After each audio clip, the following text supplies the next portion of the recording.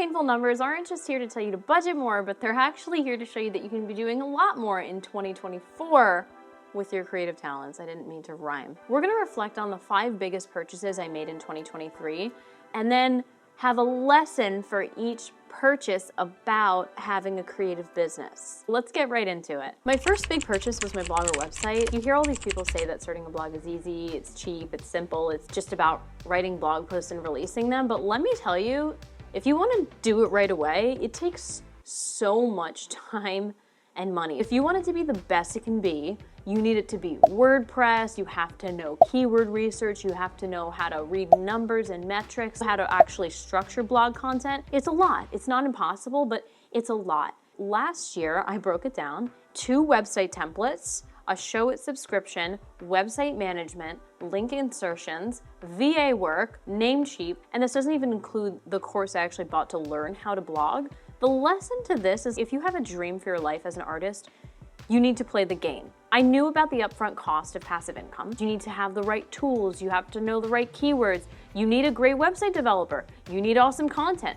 All of this I knew going into it, and I basically played this game patiently for months and honestly continue to do so. When talking about your own creative business, be it music or acting or recording, know how you're gonna play the game and also know what games aren't worth playing. Alternatively, there's other parts of the game that I'm not necessarily willing to play. Perhaps not ever. You should also have a set amount of boundaries where you know that the game is over. For me, it's things like making super dramatic or negative content or exploiting myself or my family. These are just things that I have a harsh no on. It's off the board game, it's off the table. Will that limit me reaching my dreams? I don't know, maybe, but ultimately anyone who isn't aligned with my values isn't gonna be a great fit for me to work with anyway. Think about this with your creative business. What part of the game are you willing to play in your industry? Some games are harmless, following algorithms, learning how to do keyword research, spending some time to write blog posts. These were all fine to me, but as soon as it starts getting to other elements, investing a whole lot of money in a course that I need to pay in order to understand, that's when we rewrite our own rules. Let's talk about my second big purchase of the year, which was not 1, but 2 litter robots. 2 robots that basically scoop poop for me because I don't want to do it myself. This investment was big, and it's a big lesson for creative businesses too. Invest money only after you've done the crap work. Yes, poop humor. When you're first starting out, find stuff that nobody wants to do.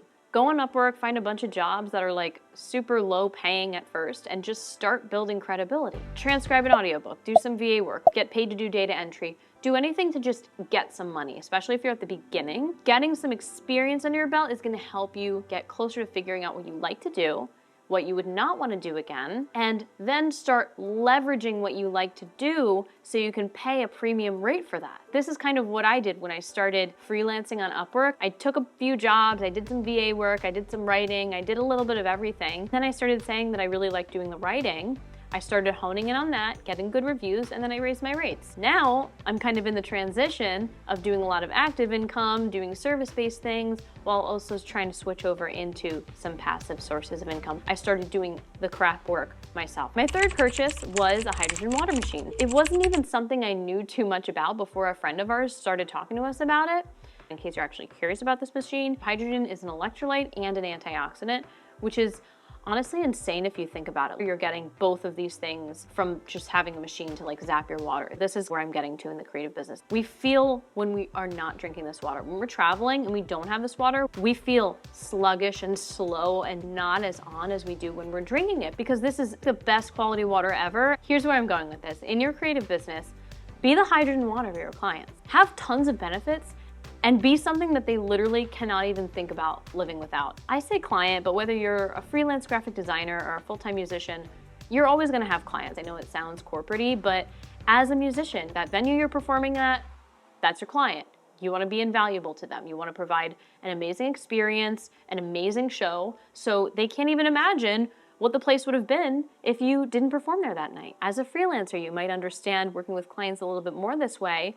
Be invaluable to the people that you're working with. When you start scaling your services, trying to work a little bit less but get paid a little bit more, it'll be a lot less of a problem because you're doing a really great job. Be the outlier, be the hydrogen water, Be the reason that your clients, whoever they are, want to continue working with you again and again. The fourth big purchase that I made this year was a $1,200 blogging course. I waited 4 years to purchase my first online course, and that is because I spent 4 years trying to figure out the method in which I would pursue performance. Little backtrack, it was 2020.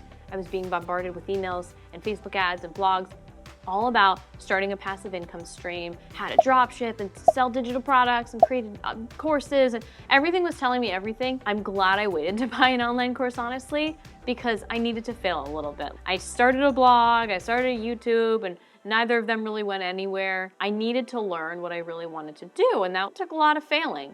I was basically building my strategy to pursue performing and also try to figure out how to make money so I'd never feel like a starving artist, so I could be abundant, all these things. Eventually, I created a system for myself. I was going to freelance, then I was going to transition from freelancing to building up a passive income stream, then I was going to create content, and ultimately have this financial and social resource that I needed to be a full-time creative. The lesson in all of this is give yourself time to build a strategy. I needed to have all of that time in order to actually know that blogging was something I wanted to get into. Also, I needed this time to save money for things like this. Thankfully, when I stumbled on this course, I was set in both areas. It was the perfect time, and I made all the failures I needed to take this next step, and I knew that starting a blog was going to be something that I was going to continue growing. If you're still exploring what your angle is going to be, what your approach should be when pursuing your art, know that it took me 4 freaking years. It takes time. You have time.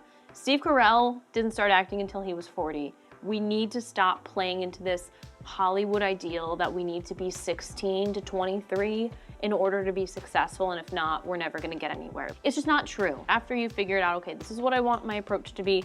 I want to start freelancing and build an agency and then start outsourcing this to other people so that I could start auditioning or working on my music.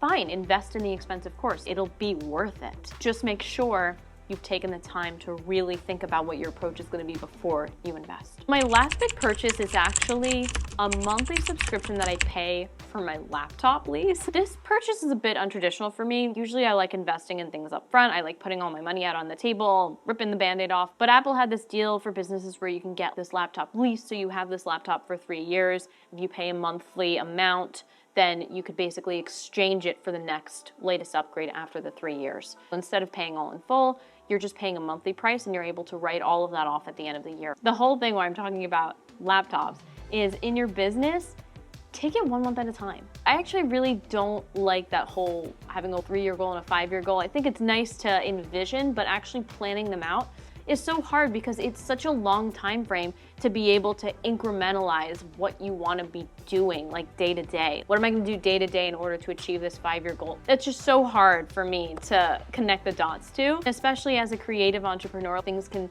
change so quickly as you're figuring out what you want to do and how you want to do it. See what's worked the last month. See what could work this month. If you're working a job you hate too, take it 1 month at a time. Maybe even just take it 1 day at a time. Just take things step by step and don't get so overwhelmed by like these big hefty goals that could potentially just make you so freaked out that you don't end up doing anything anyway. Make sure that you're setting yourself up for success and you're creating goals that are tangible. What you want to have done after 1 month or what you want to have done after 6 months. These are great goals because then you can start breaking it down. I think the 3 years are just so difficult sometimes. One other little lesson, a part of this is that there's not really just one way to do things, and this is kind of a lot of what I talk about. This thought process of there being one path to success really got in the way of me trying to see how I could personally break into the arts industry. When I was in college, I didn't know any people who were full-time content creators and then also auditioning for TV and theater because it wasn't even a thing. I just figured it wasn't possible. There's always a way. And if you haven't heard of a way yet, then maybe you're just the first one to do it. Let's break down that painful number, the amount of money I spent this year on big purchases, but more importantly, big lessons that I want you to learn about your creative business. No matter what it is, hit that like button if you learned something and subscribe to my channel so we can all continue learning and growing in the arts. See you next time. Bye.